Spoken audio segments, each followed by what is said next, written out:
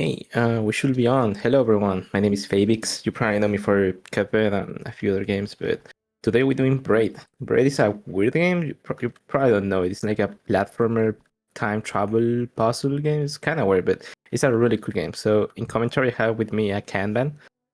Hey, Braid is an awesome game. I'm glad to be here. True. So I'm currently top 4. Kanban is top 3, and he's one of the old legends of the game. So he knows a lot about the game. He will help me along the way. So Also, I'm just old in general. Okay, so there will be a huge countdown in the background, and you will see the time, but I will also do the countdown. So Oh, by starting the three, way, two. wait, Oh yeah. I would just want to quickly Okay. mention that we actually met our donation goal because Ray only donated $100 to Oh, the nice. secret incentive. But I just want to quickly mention that. But let's get on with the run. Awesome. Okay. So it's run starting 3, 2, 1. Let's go. So first thing you will see is that you have an in-game timer, so you can actually run this game in any console or whatever you want, and it will be the same as running PC.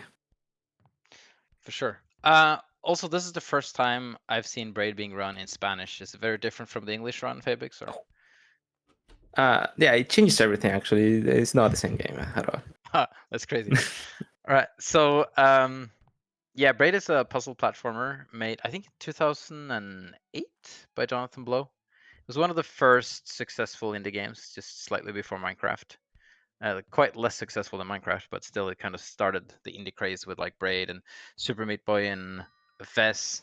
So you collect these puzzle pieces. I think 60 in total. Once you have all the puzzle pieces, you unlock the final level of the game, or final world of the game, which is World 1, because Braid's story is a bit weird. Oh yeah. And yeah, it's a fairly short game, but has a lot of cool speedrunning tech. Yeah, this game is really old, and I don't think I mean, there was a huge like turn into the speedrunning scene when the task came out, but before that, it was really like in the middle point. But right now, the run is really optimized. It has a lot of little things you want to do to optimize times in every single level. And the Yeah. cool thing is that it pretty much has no RNG that I know of. So That's true. If you want to get started on speedrunning and have a shorter game with no RNG and just skill focus, Braid is actually a really good speedrun to get started on. And like Fabix said, like it's very optimized. It's an old game. It's been run a lot, and every single jump that Fabix makes is basically planned. Like nothing is a coincidence there. So because there are little like boosters on the ground, there are corner boosters. There's just tiny optimizations everywhere. So yeah, I'm not gonna try and explain everything, but yeah, it's not actually, this first world is interesting because he's not even doing the levels in the like as you can see, he's running back and forth between levels. He's not even finishing a level, and that's actually somewhat intended from the game as well because he needed certain puzzle pieces to move on. But it's also just the fastest way of doing it. And yeah, we want to get the Goomba on the platform there. Okay. I will just make sure he's on the There we platform go. because I thought he was, but he was like on the frame that he was hitting up. Ah, that's unlucky. All right. I didn't know that could happen, so I will just play it safe. Yeah. You just want to do it safer. It's fine. Yeah. It happens. Yes. So as Kama said, this is probably the only level that we will do in that fashion because we need the puzzle pieces for doing another type of puzzle. Oh, hold up. ¿Qué tal? ¿Me da el espión? ¿No? Sí, estoy en algo. ¿Y eso? Quiero que hagamos la compra al final. All right, so this jump here is más tarde te aviso. Gracias, vale. this jump here is really difficult. You got to time perfectly for the Goomba to get out of the cannon there, but he got it, so that's nice. Yeah, that was good enough. I just got distracted. I still managed to get it. So that was weird. Yeah, Spanish intervention. Spanish intervention. Oh, no. Yeah. Oh no. Okay, that was perfect. That was insane. That first try. That plant is actually really annoying, though. I feel with you there. That's like the last hurdle of the first world. So this is a puzzle game. So we're actually doing physical puzzles. Luckily, the timer is frozen. The in-game timer is frozen when you do this, so it's nice to do it fast. But for a proper attempt, there's no need to rush through these puzzles. Well, it's probably real-time attacks since we are in a marathon, so might as well do them faster. So in this world, we are introduced to these objects that are, I was gonna say blinking green. It's not very visible. If you look at the door in this level and also the key at the top left, they're both slightly blinking green. That means they're unaffected by time rewind. So this is where the time rewind mechanic really kicks into place. In World 2, if you use it, you basically use it to just fix a mistake. So we never really use it in speedrunning purposes, but here you actually want to use it because you can carry certain items and line up certain things. As he's lining up these clouds now, because some of the clouds are green and some of them are not. So he has to wait here for this cloud. So all that stuff that looked like he was messing up, he actually had to wait for the cloud anyway, so it doesn't really matter. Yeah. So it's really cool because you can just do a lot of things, go back, and everything will be either done or you can just, do the cycle in a different way, or just get something, go back, and it will be taken and stuff like that. And this is probably the only mechanic or one of the few mechanics that will stick for the whole run. This is probably the basic world, but the other worlds will have mechanics that will only last for that specific world. Yeah, each world in this game introduced a new mechanic, but most of them are just local to that world. This is a really difficult trick. You got to turn around exactly the right place in the air there. I'm also very happy to see you doing my version of this trick and not the other speedrunners. That makes me proud. So yeah, the very safe one. I like that. Yeah, there's a new version that if you miss it, you probably will lose like 20 seconds. Yeah, and if you miss it, you're stuck. Yeah, no.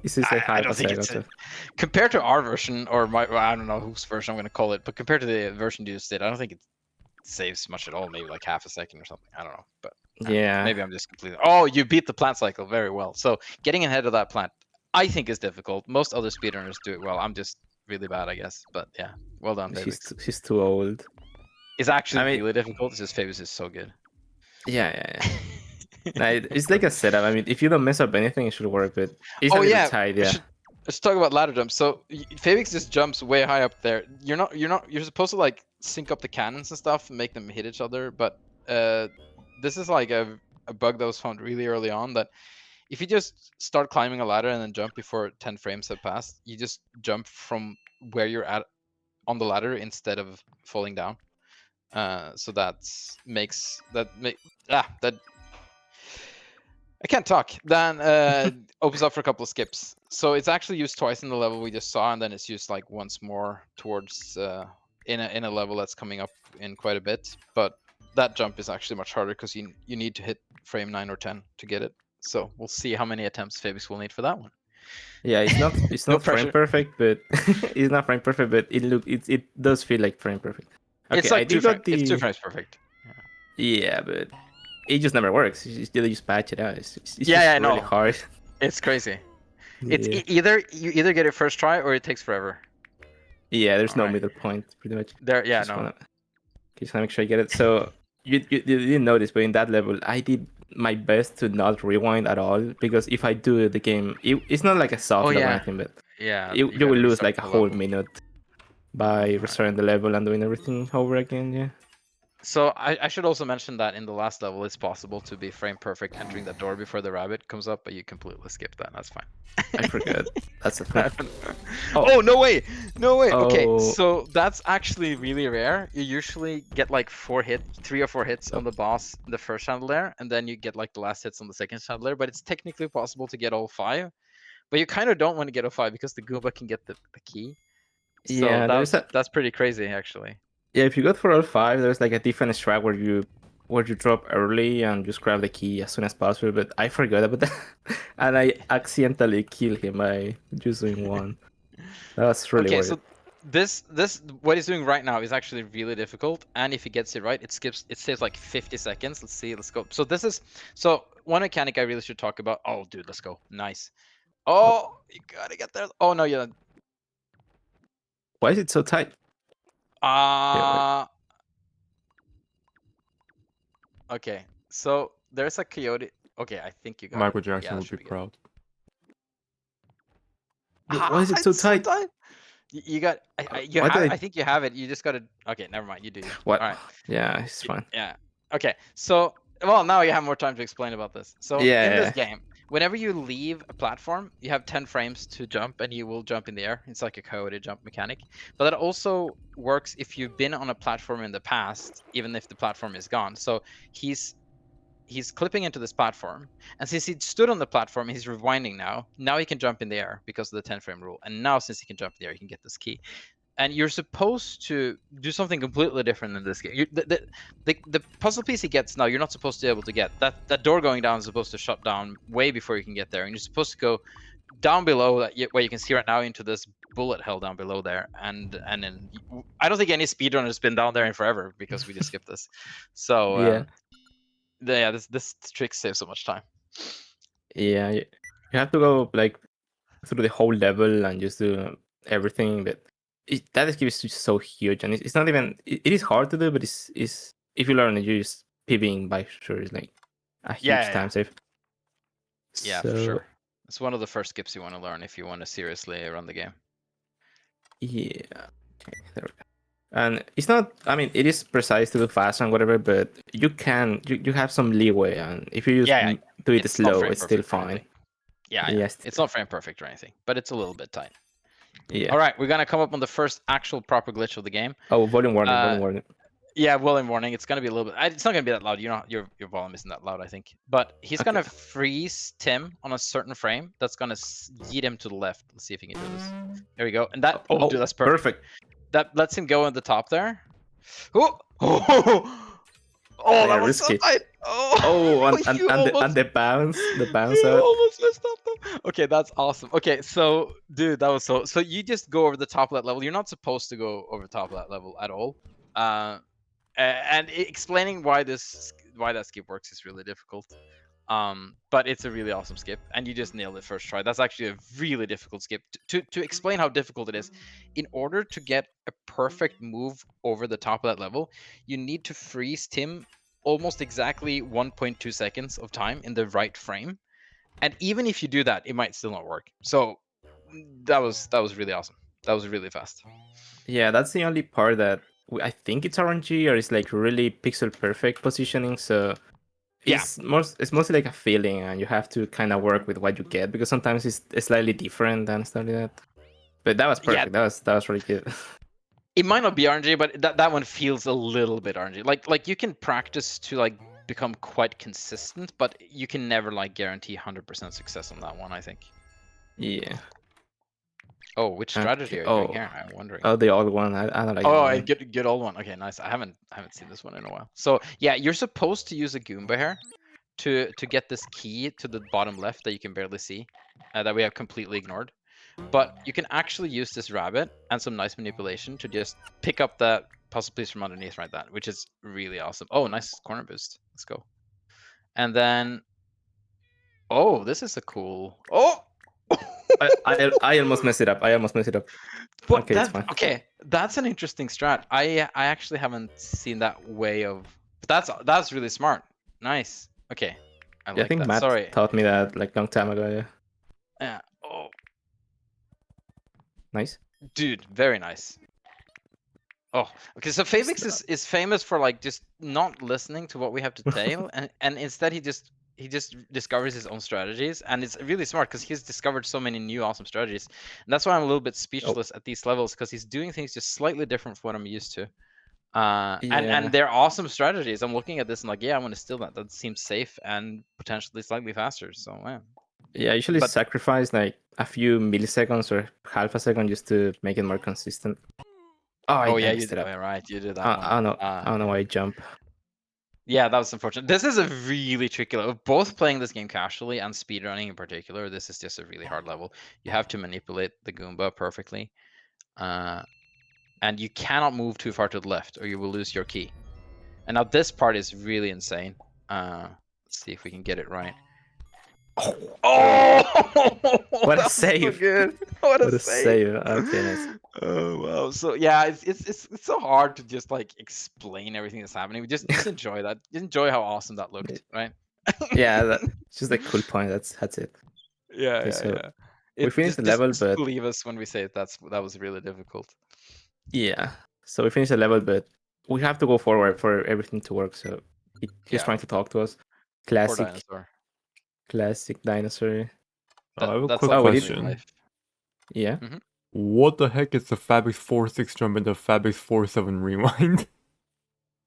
Oh yeah, from ZL for so that's okay. So what I was saying earlier for the commentary I see from ZL to Noob here in the is that Fabix famously has looked at the speedrun, and he's looked at the speedrun community and looked at all the runs, and when he started running it, he was like, I'm gonna make my own strategies that are better and safer. So that's what CL2 Noob means, is that this is the Fabix 4-6 jump, and then he did the Fabix 4-7 rewind. Like he did his own versions of them. They're very similar to, if you watch other players run this game, it looks similar, but he has his little twists on them that makes them slightly safer and slightly more consistent. Oh, this is also strategy discovery. There's a bunch of little things in there.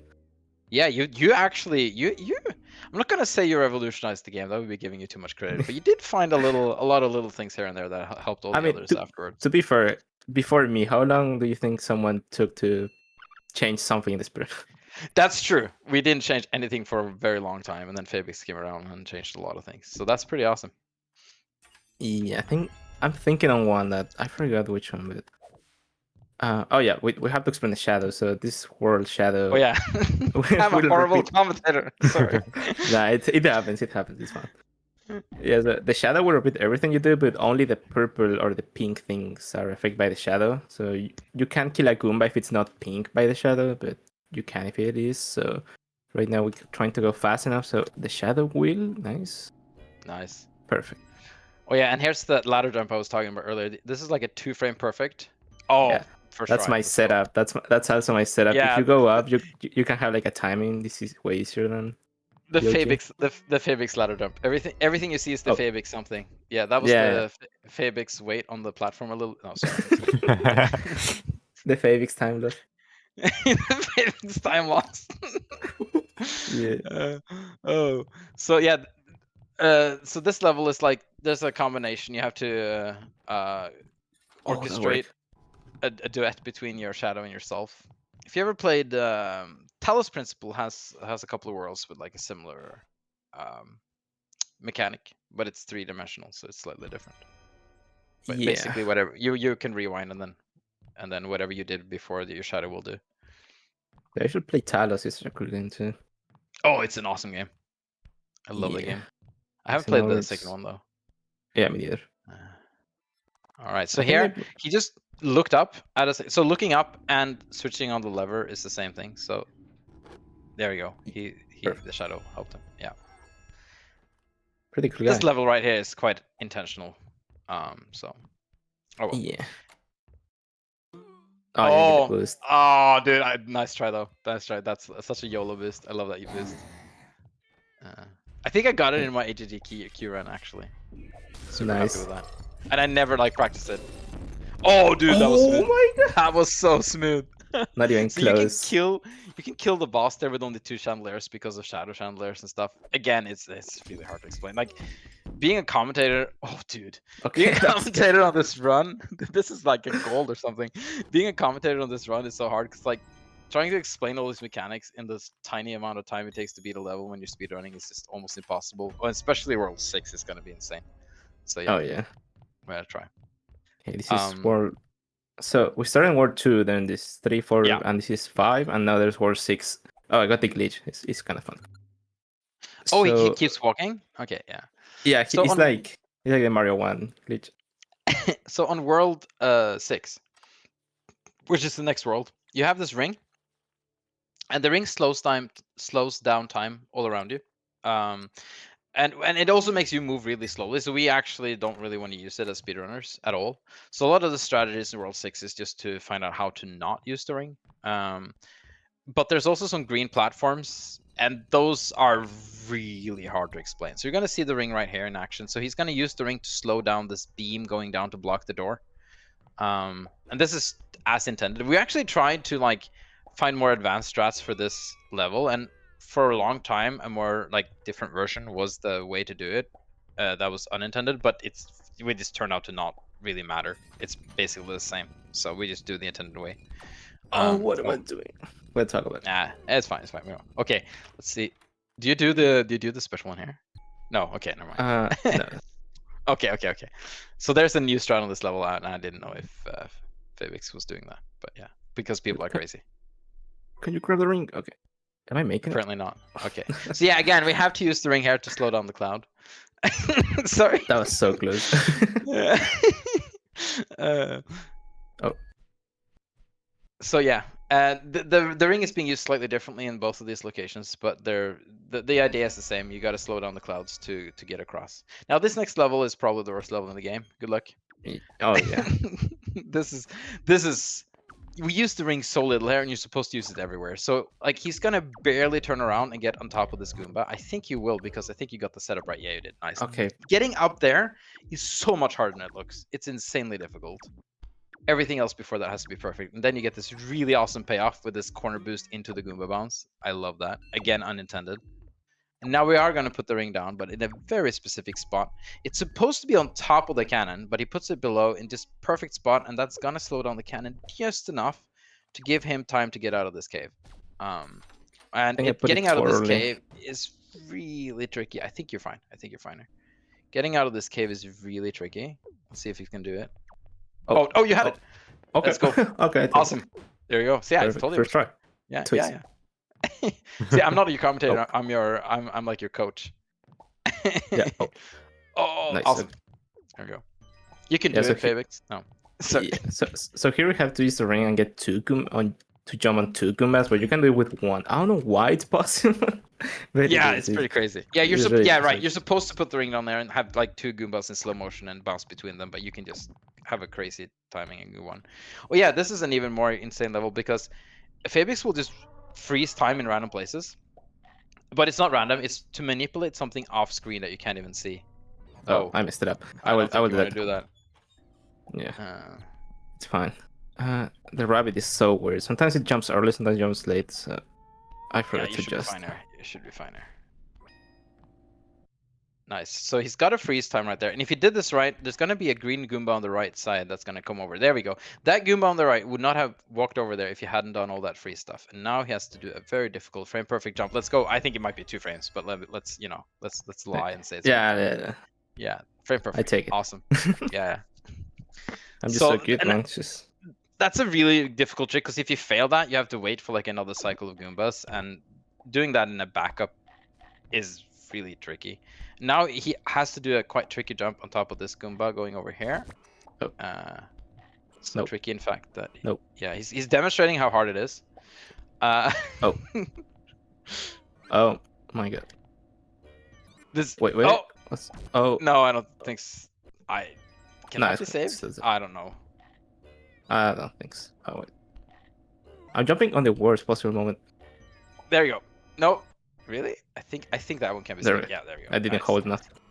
Didn't believe in it. Yeah, so as you can see, that's a very difficult jump. Thank you for demonstrating that, Fabix. Demonstrating how incredibly difficult that was. No worries. Yeah, it's a great showcase of the rewind mechanic. Thank you. Nice. All right. Oh, we're gonna have this level. So let me try to explain. Some platforms are green. That makes Tim green, which means that Tim is unaffected by time. So if you do something, you rewind back to a green platform, and then you forward time, you get stuck because you're unaffected by time, but everything you did will get forwarded again. So if you did something and then rewind to a green platform and forward again, what you did will happen, but you will be somewhere else. And we're going to use that a couple of times. So we're going to use it first time now. So he's going to go up to this lever, he's going to pull it, but he's going to rewind so it's unpulled, but then it's going to forward and it's pulled again, but he's down here. So that's how that works. And then he's going to grab this ladder while he rewinds on it, and that's surprisingly difficult. And he's going to glitch out the puzzle piece. Oh, there's no way. Nice. Dude, you're awesome. Okay, now he's going to get a platform to push down a key that a rabbit is holding, and then he's going to rewind forward to get that key on the ground. So he set it up, he's going to forward again, and that key that he had in his hand very briefly now got pushed through the beam here, and it's now on the ground. This is completely unintended. And he's going to do the same thing again with this puzzle piece. He picks up the puzzle piece, he loses the puzzle piece, he forwards, which means he's going to pick up the puzzle piece again. There we go. So it's an insane level. Yeah, I think that's really good. I think that could have been a goal with me. That was a really good level. And now he's going to teleport. Oh yeah. Yeah. I was practicing this, and I was like, there was something missing. I just forgot about the teleport. Oh yeah, this is awesome. I got it. Yeah, easy. Just gotta remember to forward all the way. That's important. Yeah. So grab the key. We wait a little bit. We go back. And now we forward all the way, and now there. Oh, perfect. So he teleported Tim with a key. I'm not even gonna try and explain that. It's just awesome. The platforms are really trippy. It's just... Yeah. It's kind of funny because on my run on AGDQ, we didn't know you could do all that. We just knew you could teleport Tim, but we didn't know it could be useful. So I actually did teleport Tim, but it was completely useless. I just did it for show, and now we're doing it to save like 12 seconds. So yeah. Oh yeah. It's a huge time save that was waiting Yeah. there. That was like a perfect teleport too. That was awesome. That was just bam, instant. Yeah, it's That really can be a bit- unfortunate that there isn't other places where you can teleport that could be useful because it would be so good. Yeah, that's true. There are technically in the level Oh. before, but it's like a task. Touch jump. Oh yeah, we're gonna go for a test jump. So you're supposed to wait for a Goomba to go somewhere, but you can technically cross this gap with a perfectly. I don't think is that the right setup? No, you I think don't it have the is. right setup. I jumped too late, I think. Yeah, no, you got off the ladder at the that should be good, I think. No, you got to go further up on the ladder, I think. Slightly down. Sorry, I'm just coaching now.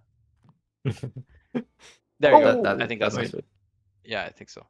Oh, wow. Oh, There we go. there you go. Nice. Nice. That's pretty much frame perfect. Yeah. Sorry, I stopped being a commentator, started being a coach. I remember the pains of this task jump. But yeah, that one saves like 16 seconds or something if you get it first try. It's pretty good. Yeah, and it was first try, as everything in this run. Yeah. Well, the reason we call it a task jump is that the first task that came out of this,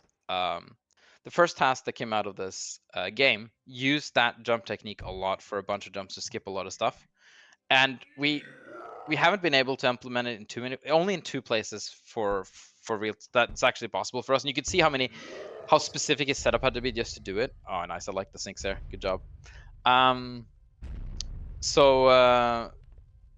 So yeah, that's why we call it a task jump, because the tasks did it first, and it is really difficult. There's like a couple of pixel perfect things and at least 1 or 2 frame perfect things you have to do to get over that gap. The main issue, aside from being frame perfect, is that the animation of the walking changes depending on what you do, so Yeah. it can be messed up. I don't know if it's...